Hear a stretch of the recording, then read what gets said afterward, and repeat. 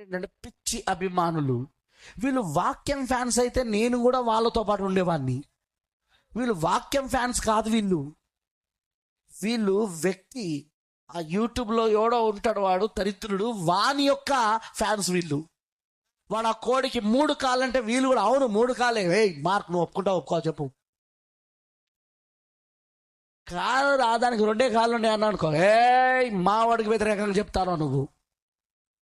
వాక్యానికి ఫ్యాన్స్ కండ్రా బాబు, దేవుడు వాక్యానికి ఫ్యాన్స్ కండి. ఎందుకు? వాక్యము దేవుడై ఉన్నాడు, వాక్యము యేసుక్రీస్తు అయి ఉన్నాడు. అదిగో అపోస్తులు వాక్యానికి ఫ్యాన్స్ అయి ప్రాణాలు ఇచ్చారు. ప్రాణాలు తీయలేదు ఫ్యాన్స్,